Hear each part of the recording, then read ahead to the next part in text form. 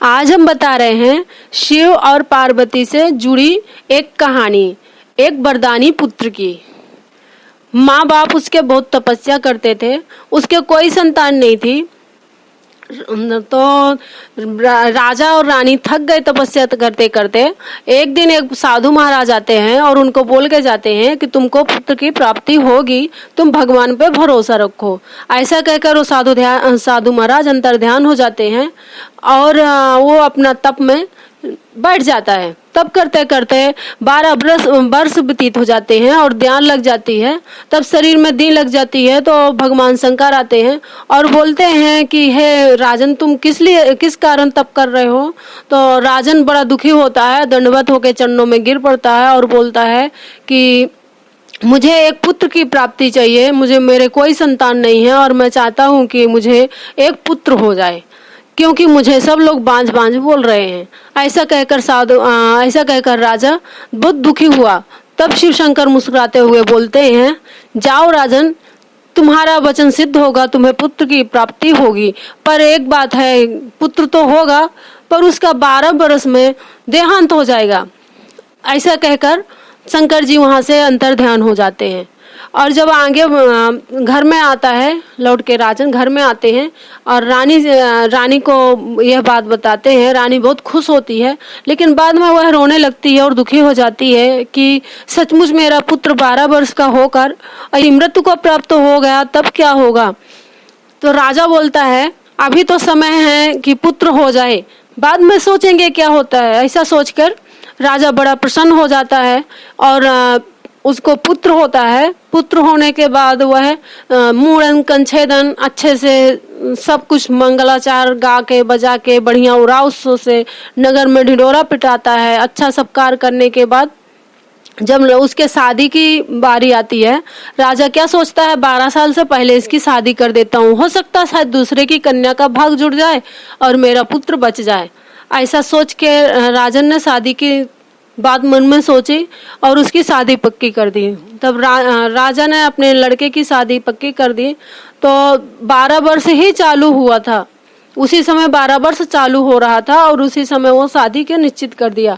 तब शादी करने जाते हैं तो धूमधाम से पहले बहुत जोर जार से बाजा गाजा राजा महाराजा कई देशों के जुड़ते हैं और साथ में लेकर बारात को जाते हैं।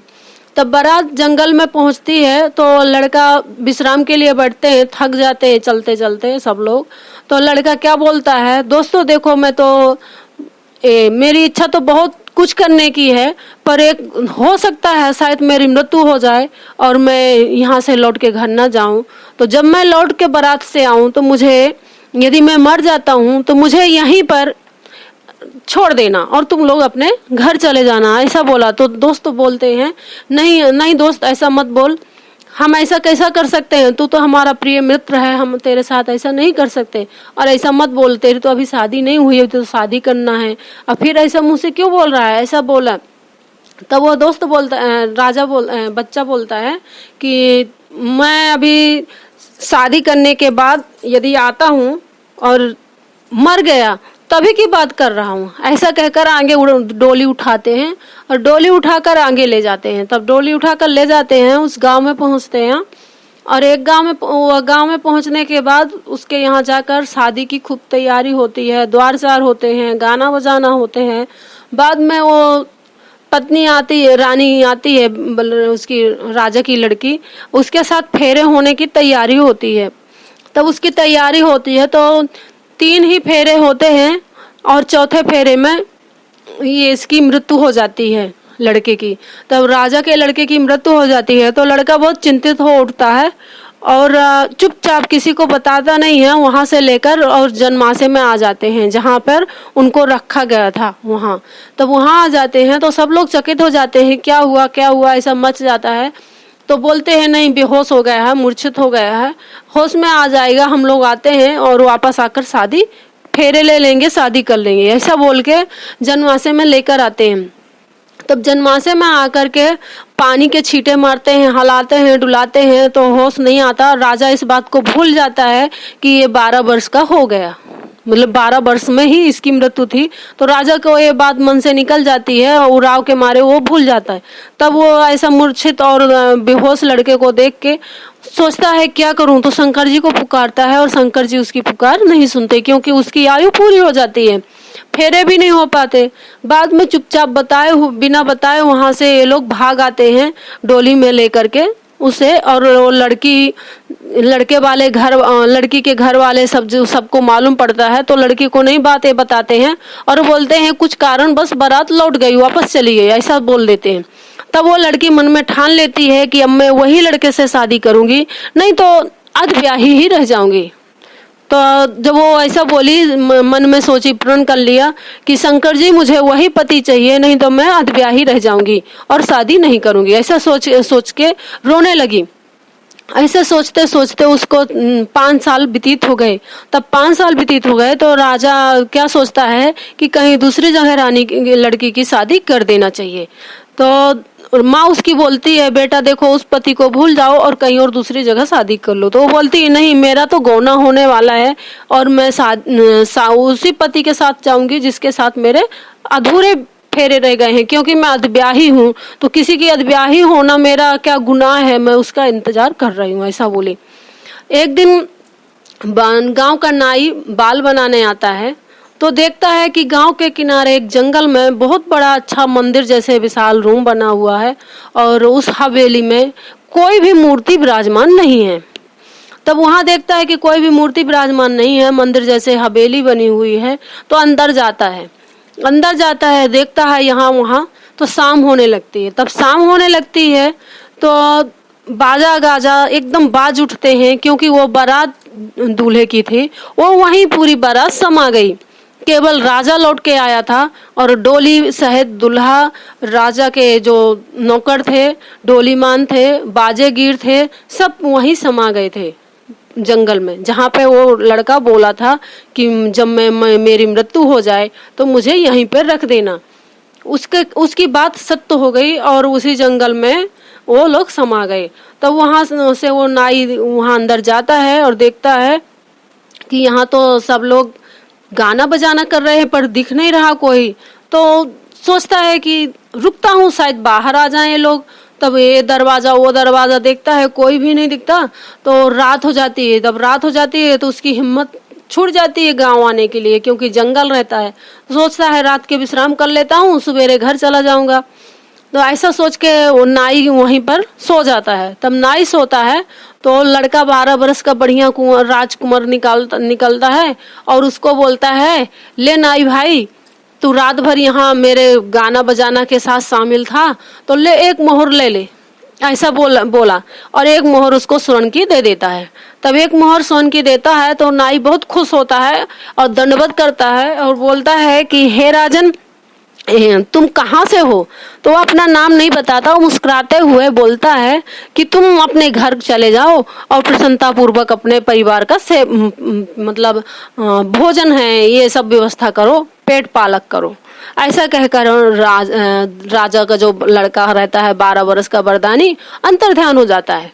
वो सोचता है कि ऐसा है कौन, ये देव है या मानव है या फिर भूत है, प्रेत है, भाई कौन है, ऐसा उसके मन में चलता रहता है। पर वो किसी को ये बात नहीं बताता। तब घर पहुंचता है तो घर पहुंच के अपनी पत्नी को मोहर देता है। उसकी पत्नी देखकर बहुत खुश हो जाती है और बोलती है कहाँ से पाए हो? तो वो बोलता है कि मैं इसकी कहानी बहुत लंबी है, बाद में बताता हूँ। ऐसे करते करते उसको 7 दिन व्यतीत हो गए नाई को। तब 7 दिन व्यतीत हो गए तो एक दिन उस जो अधब्याही थी उसके घर से बुलावा आया कि नाई मेरे घर में आकर और बाल बना दे। ऐसा उसके पिताजी ने आदेश दिया। वो है आदेश इनकार कर दिया और क्या बोलता है, तुम लोग तो थोड़ा मोड़ा खाने के लिए दे दोगे और बाल कटवा लोगे, मुझे तो जहाँ एक मोहर रोज मिलती है मैं वहां ही जाना उचित समझूंगा। ऐसा कहकर वो आ गया और उसके यहाँ नहीं गया। तब उसके यहाँ नहीं गया तो यह बात उस लड़की को सुनाई दी। तो वो लड़की ने क्या सोचा कि आज देखती हूँ ये नाई जाता कहाँ, इसे फ्री में ऐसा मोहर कौन दे देता है। तो ऐसा सोच के उसके पीछा करती है और शाम होते होते वो जंगल में पहुंच जाता है। तब जंगल में पहुंच जाता है तो वो नीचे आके मतलब जंगल के पास मंदिर के पीछे छुप जाती है। तब छुप जाती है तो रात जैसे 12 बजते हैं वैसे वो लड़का प्रकट हो जाता है और बोलता है, क्या है नाई, चलो धूमधाम से गाना बजाना होते हैं, तुम भी अपन यहाँ मौज करो। तो गाना बजते हैं और नृत्य होने लगता है और वो छुप छुप के देखती है। तो वो छुप छुप के देखती है, देखते देखते अचानक उसकी नजर एक लड़के में जाती है और वो देखती है तो उसको लगता है कि ये लड़के को मैंने कहीं देखा था ऐसा। वो सब भूल जाती है कि मेरा पति है। तो जब ऐसा देखती है, बाद में 2 दिन 3 दिन ऐसे करती है, रोज छुप छुप के देखती है। एक दिन वही लड़का ही नजर में देख लेता है और बोलता है, जो कोई भी छुपा है मेरे सामने आ जाओ, ऐसा कहता है। तब वो आती है और बोलती है कि मैं अधब्याही हूँ, अपनी कहानी बताती है, मेरे साथ ऐसी ऐसी घटना हो गई है और मैं अधब्याही हूँ, मेरी किस्मत फूटी हुई है, मैं क्या करूँ, मैं अपने पति का इंतजार कर रही हूँ पर भगवान शिव ही नहीं चाहते कि मेरा विवाह पूरा हो। ऐसा तो लड़का पहले तो देख के मुस्कुराता है, बाद में रोता है और बोलता है, जिससे तुम ढूंढ रही हो वो अधब्याह मैं ही हूँ, मेरी ही ऐसी शादी हुई थी और ऐसी ऐसी बात हो गई, अब मैं इस दुनिया में हूँ नहीं, लेकिन भगवान का वरदानी हूँ, इसलिए मुझे भगवान अपने पास नहीं ले रहे और वापस मुझे यहीं पे भेज दिया। ऐसा कहकर वो दुखी होता है, अपनी पूरी बात बताता है। बाद में वो रानी हट कर लेती है लड़की और क्या बोलती है कि मैं अब जाऊंगी तो ससुराल ही जाऊंगी और माँ बाप के यहाँ नहीं जाऊंगी, ऐसा कहकर दुखी होने लगती है। तो लड़का क्या बोलता है, ठीक है मैंने वचन दिया, मैं तुझसे मिलने आऊंगा, तो मायके मत जा, मेरे घर में जाकर मेरे माँ बाप को तसल्ली दे और समझा दे, ऐसा कहकर ससुराल भेज दिया। तो वो अपने ससुराल आती है, सब लोग चकित होते हैं कि इसका लड़का तो नहीं है, दुनिया में मर गया, और फिर ये अपने बहू को कैसे रखेगी, कैसे इसका पालन पोषण करेगी। सब लोग हंसी उड़ाते हैं और मजाक बना लेते हैं, बोलते हैं तेरा लड़का तो है नहीं, ले बहू आ गई अब बहू को संभाल, ऐसा मजाक उड़ाते हैं। बाद में वो लड़का रात को 12 बजे चोरी चोरी आता है, अपने माँ बाप से नहीं मिलता और अपनी पत्नी से मिलता है। बाद में उसके मिलन होते होते उसकी पत्नी गर्भवती हो जाती है, तो सास को पता चलता है, गांव वाले को पता चलता है। गांव वाले बोलते हैं तेरी बहू उल्टा है, कुलच्छनी है, ये तेरा पुत्र भी नहीं है, तब भी ऐसा कैसा तू अपने घर में रखे हो, धक्के मार के निकाल दो, ऐसा सोच बोला। तो उसकी सास ने क्या किया, बोला बेटा बहू तू ऐसा कैसा, मेरे मतलब पेट बच्चा कैसे आ गया, मेरा बेटा तो है नहीं, ऐसा बोलकर रोने लगी और दुखी हो गई। उसने अपनी कहानी पूरी बताई तो उसकी माँ बहुत सास अच्छी थी, वो समझी और बोली कि शंकर पार्वती यदि मेरे पुत्र को सामने मेरे दे दें, दिखा दे एक बार, तो मुझे पूरा भरोसा हो जाएगा। बहू बोलती है ठीक है माँ जी, तुम इंतजार करो, मैं तुमको कल आएंगे तुम्हारे लड़का तो मैं दिखाती हूँ, ऐसा कहकर वचन बंद कर लिया। तो वचन बंद कर लिया तो लड़का आता है 12 बजे रात को और बहू काजर आन देती है और बोलती है माँ से मिलने के लिए, लेकिन वो लड़का नहीं मिलता, बोलता है मैं कैसे मिल सकता हूँ माँ से, और चला जाता है। तो शंकर पार्वती जंगल से भटकते हुए जाते हैं और देखते हैं तो ये अपना सुबह सुबह का समय था, जब भगवान शिव शंकर जी और पार्वती जी मंदिर के सामने गए तो वो लड़का खड़ा हुआ मुस्कुरा रहा था, अपने आप से बात कर रहा था, क्योंकि उसके अधब्याही के वजह से वो बहुत प्रसन्न हो गया था कि चलो मेरी अधब्याही मुझे मिल गई, ऐसा सोच रहा था। तभी शंकर पार्वती दोनों निकलते हैं और माता जी बोलती हैं पार्वती क्यों बेटे कहाँ गए थे, ऐसा कहकर मुस्कुराने लगी। तो पहले तो छुपाता है, बाद में बोलता है कि मैं अपने पत्नी के पास गया था, ऐसा बोला। तब ऐसा बोला तो पार्वती बोलती हैं शंकर जी से कि देखो ये अपनी पत्नी के बिना नहीं रह सकता और तुम इनको 12 बरस का वरदानी लड़का दिया था, क्यों नहीं करते कि पूरा इसकी जिंदगी जी लेने दो और इसके पति नहीं इसकी पत्नी से मिल लेने दो, ऐसा बोलने लगे। इसकी माँ की तपस्या भी सफल हो जाएगी, इसके पिता की भी तपस्या सफल हो जाएगी, अब तो मेरी बात मान लो, ऐसा कहकर हट करने लगी पार्वती जी। तो शंकर जी को हाँ करना पड़ गया और उसे बोला ठीक है बेटा जा, तू अभी तो डर डर के जाता था, अभी तू निर्दोष चला जा, तेरी माँ तुझे स्वीकार लेगी, ऐसा कहकर शंकर पार्वती वहां से अंतर ध्यान हो गए। और वो अपने घर जाता है और बोलता है माँ माँ मैं आ गया। माँ को विश्वास ही नहीं होता। बाद में पत्नी बोलती है हाँ माँ यही तुम्हारे पुत्र हैं और इनका ही मेरे पेट में बच्चा है, ऐसा कहकर रोने लगे। और दोनों राजा रानी हो गए। वो दोनों 12 वर्ष का लड़का जो था वो भी राजकुमार हो गया। और जैसे उनके साथ शंकर पार्वती ने किया है, सबके साथ जोड़ी अमर करके रखें। जय हो शिव शंकर पार्वती की जय। अगर आपको वीडियो पसंद आया तो वीडियो को लाइक कर दीजिए, शेयर कर दीजिए अपने